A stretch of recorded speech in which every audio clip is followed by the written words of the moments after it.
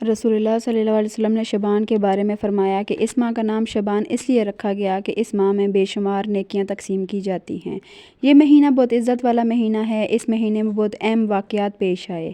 اس ماہ کی 5 تاریخ کو سیدنا حضرت امام حسین رضی اللہ تعالیٰ عنہ کی ولادت مبارکہ ہوئی۔ اس ماہ کی 16 تاریخ کو تحویل قبلہ کا حکم ہوا۔ ابتدائے اسلام میں کچھ عرصہ بیت المقدس قبلہ رہا۔ پھر حضور اکرم صلی اللہ علیہ وسلم نے اللہ کی مرضی کے مطابق کعبہ معظمہ کو مسلمانوں کا قبلہ بنا دیا۔ آپ صلی اللہ علیہ وسلم نے فرمایا، جو ایماندار ماہ شعبان میں کسی بھی دن روزہ رکھے اس کے لیے جنت کے دروازے کھول دیے جاتے ہیں اور دوزخ کے دروازے بند کر دیے جاتے ہیں۔ حضور اکرم صلی اللہ علیہ وسلم نے فرمایا، شعبان میرا مہینہ ہے اور رمضان اللہ تعالیٰ کا مہینہ ہے۔ آپ صلی اللہ علیہ وسلم کو تمام مہینوں سے زیادہ پیارا مہینہ شعبان کا تھا۔ روز الافکار میں مرقوم ہے کہ حضرت عیسیٰ علیہ السلام کا گزر ایک پہاڑ سے ہوا۔ اس پر انہیں ایک سفید گنبد نظر آیا۔ حضرت عیسیٰ علیہ السلام نے اسے چاروں طرف سے باہور دیکھا اور بڑے حیران ہوئے۔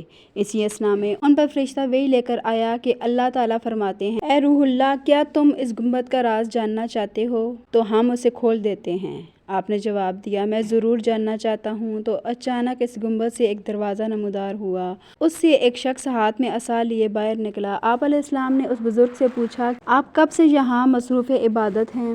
اس بزرگ نے عرض کیا، 400 سال سے۔ حضرت عیسیٰ علیہ السلام نے عرض کیا کہ یا الہی، اس شخص سے افضل تو تیرے نزدیک کوئی نہ ہوگا۔ اللہ تعالیٰ کا ارشاد ہوا، کیوں نہیں؟ جو شخص امت محمدیہ میں سے نصف شعبان کی شب 2 رکعت نماز ادا کرے تو یہ عبادت اس شخص کی 400 سالہ عبادت سے افضل شمار ہوگی۔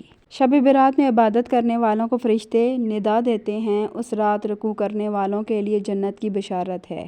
جب شعبان کی 15ویں رات آتی ہے تو فرشتہ موت کو ایک فہرست دے کر حکم دیا جاتا ہے کہ اس میں جس کا نام درج ہے اس کی روح قبض کرو۔ وہ بندہ دنیا کے ساز و سامان جمع کرنے میں لگا ہوتا ہے، وہ گھر بناتا ہے، شادی کرتا ہے اور اس کا نام مردوں کی فہرست میں لکھا ہوتا ہے۔ اس رات میں جس بچے نے دنیا میں آنا ہوتا ہے وہ بھی درج کر دیا جاتا ہے اور جس انسان کو جتنی روزی ملنی ہوتی ہے وہ بھی لکھ دی جاتی ہے۔ اس رات کی افضل دعا ہے کہ اے میرے اللہ، تو ہی سب پر احسان کرنے والا ہے، تجھ پر کوئی احسان نہیں کر سکتا۔ اے بزرگی اور مہربانی رکھنے والے اور اے بخشش کا انعام کرنے والے، تیرے سوا کوئی معبود نہیں۔ تو ہی گرنے والوں کو تھامنے والا، بے پناہوں کو پناہ دینے والا اور پریشان حالوں کو سہارا ہے۔ اے میرے اللہ، اپنے فضل سے میری فراری، بدبختی، درماندگی کو مٹا دے اور میری روزی میں وسعت و کشادگی عطا فرما۔ اے خدا، تجلی اعظم کا صدقہ اس نصف شعبان مکرم کی رات میں میری بلاؤں کو دور کر، خواہ میں ان کو جانتی ہوں یا نہ جانتی ہوں، بس تو ہر چیز سے واقف ہے۔ میری مشکلوں اور پریشانیوں کو دور فرما۔ اے اللہ، تو بخشنے والا ہے اور تو بخشش کو محبوب رکھتا ہے۔ میری خطائیں معاف فرما۔ یہ مہینہ گنہگاروں کے گناہ معاف کرنے کا مہینہ ہے، فقیروں کو عطا کرنے کا مہینہ ہے۔ مانگ لو اپنے رب سے، وہ ضرور عطا فرمائے گا، کیونکہ میرا رب رحیم ہے، کریم ہے بے شک۔